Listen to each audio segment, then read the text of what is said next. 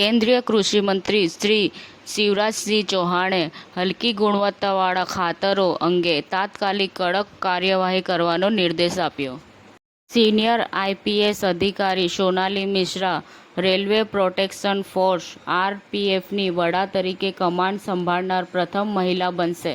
ફક્ત ફાઇલો જાહેર કરો. એલોન મસ્કે ડોનાલ્ડ ટ્રમ્પની કોઈની એપ્સ્ટીનની પરવા નથી દાવા પર ટીકા કરી.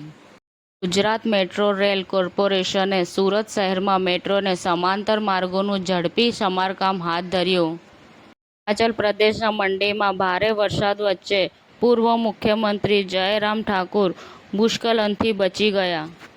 કેન્દ્રીય મંત્રી ચિરાગ પાસવાનને મારી નાખવાની ધમકી આપનાર વ્યક્તિની બેગુસરાઈથી ધરપકડ કરવામાં આવી. રાધનપુર અને વાવમાં ગુજરાત ક્ષત્રિય ઠાકોર સેના ઓબીસી એસસી એસટી એકતા મંચ દ્વારા વિદ્યાર્થીઓને 1500થી વધુ નિઃશુલ્ક શૈક્ષણિક કીટ આપવામાં આવી. જમ્મુ કાશ્મીરના કુલગામમાં અમરનાથ યાત્રાના કાફલાને અકસ્માત. બસની ટક્કરમાં 10થી વધુ યાત્રાળુઓ ઘાયલ થયા હતા. અમદાવાદ મ્યુનિસિપલ કોર્પોરેશન દ્વારા કાંકરિયા પરિસર ખાતે જયા પાર્વતી વ્રતના જાગરણ નિમિત્તે વિવિધ સાંસ્કૃતિક કાર્યક્રમોનું આયોજન કરવામાં આવ્યું હતું.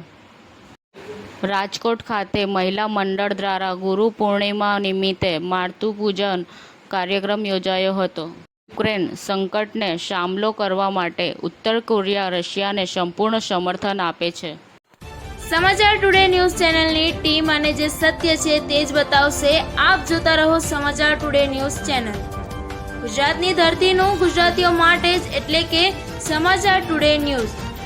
અમારી સમાચાર ટુડે ન્યૂઝ ચેનલને લાઈક કરો, શેર કરો અને સબસ્ક્રાઇબ કરો અને જોડાયા રહો સમાચાર ટુડે ન્યૂઝ ચેનલ સાથે.